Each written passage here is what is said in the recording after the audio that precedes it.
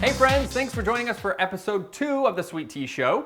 First, we want to thank you so much for the response for our first episode, the chocolate chip cookies. You guys were great. The feedback we got, the likes, the shares, the subscribes, and we just wanted to thank you.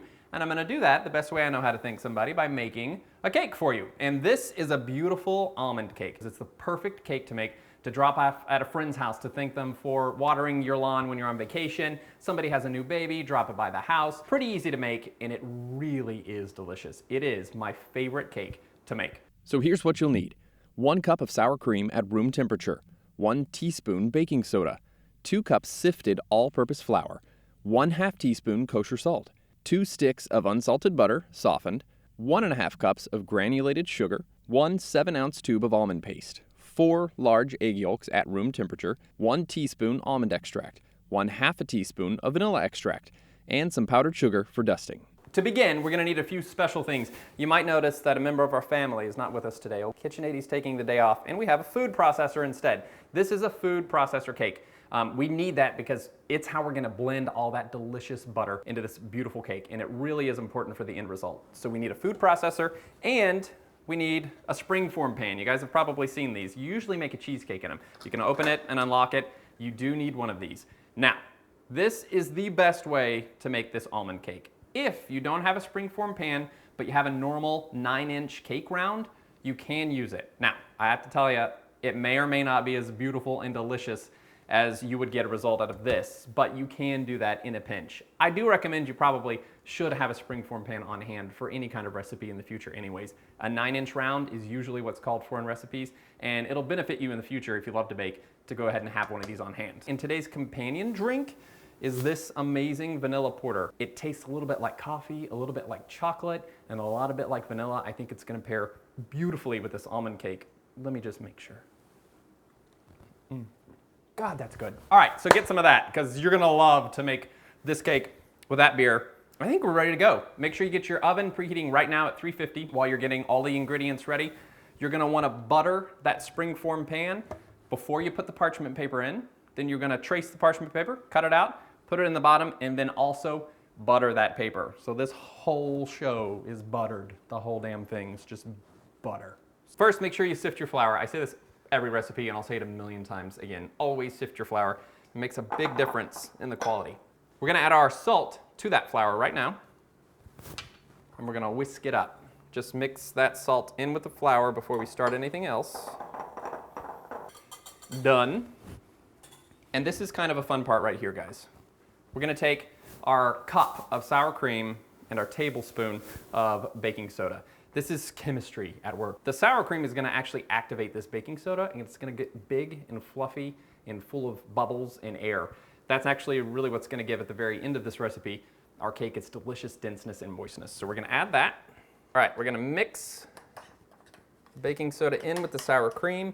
You'll notice right away it's actually gonna start a reaction. You may even hear it. It's like snap, crackle, pop. It's like Rice Krispies. It's actually gonna foam up, get nice and buttery. Don't mix it too much though, because you'll turn your sour cream runny, and we don't want that. So we're gonna take 2 full sticks of delicious butter, softened. So that means, you know, if you're gonna do this recipe, take these sticks of butter out of the refrigerator a couple of hours before you start, because you want them to really get softened. Really, they're just room temperature. You'll know because you can pick up the stick of butter and bend it. So we're gonna add both sticks of butter to the food processor, and then we're going to add your sugar to the food processor. Lock that top down. You can actually just food process that for a minute until it gets nice and mixed, and then you're gonna wanna pulse it. So we'll start on low. You wanna get it all incorporated until it starts to look like a paste.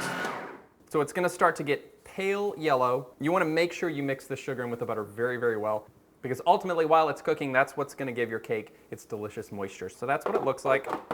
I'm gonna let it go for a minute more. All right, and now we're gonna pulse. And the difference with the food processor, especially between just pulsing and turning it on, is it really helps to get those ingredients from the bottom, bit by bit. So here's another quick tip. When you're using a food processor, it's gonna get really hot. If you start to notice that your mixture is getting really watery while you're mixing it, just grab some frozen veggies from your freezer and hold it up to the side while you're pulsing. And it will help.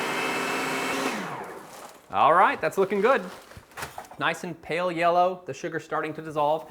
Now we're going to add our delicious almond paste. Now, you can find this in most grocery stores. It can be hard to find though, so if you do find it in your grocery store, pick up 3 or 4 tubes just so you have it on deck. So you want to add a little bit, pulse, get it nice and smooth, and add a little bit more. This process takes a little while, but you just want to add these bit by bit, pulse in between to make sure it's all getting mixed, and then do another.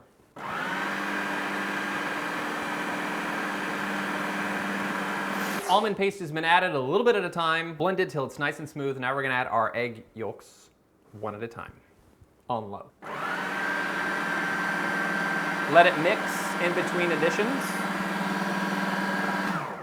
All right, egg yolks have mixed in. Now we're gonna add our sour cream mixture. So you can notice, look at the inside.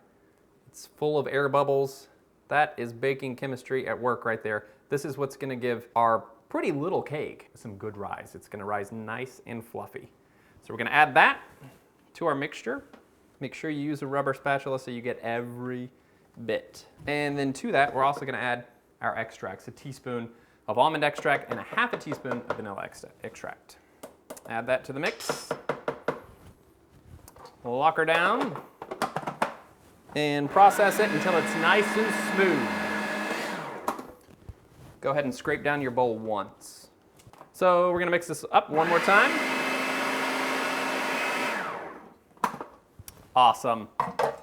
All right, so we're gonna take our flour, add that to a large bowl, then unlock your food processor. This is a super sticky batter. This is exactly what you want it to look like. Totally smooth. You wanna fold this in. Don't like mix it crazy. It calls specifically for folding, which is actually a technique. And the reason for that is the flour is where your gluten is. And the more you mix your flour, the more gluten is released. And in a baked good, the more gluten, the tougher it's gonna be.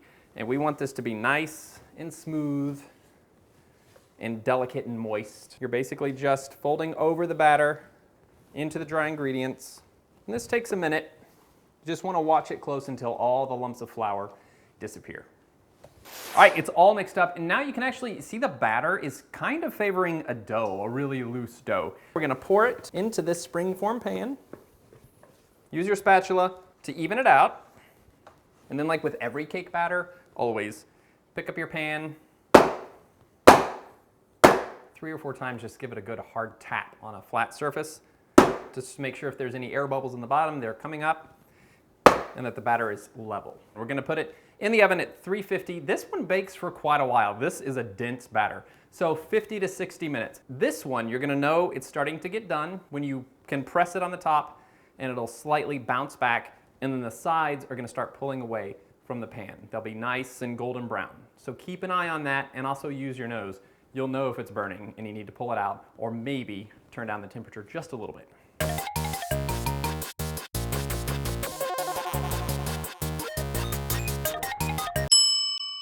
All right, so now it's done. It's gonna be beautiful and golden brown on the top. It's gonna pull away from the sides. It needs to cool all the way down before you serve it.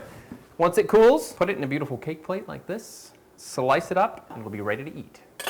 So that's my delicious thank you cake, an almond cake. And I thank you guys for joining us today. Remember, subscribe to our channel here on YouTube, follow us on Twitter, like us on Facebook, follow us on Instagram, Tumblr, and Pinterest as well. I thank you guys very much for joining us, but we have to get to the real important work now, which is eating this delicious almond cake. Fire.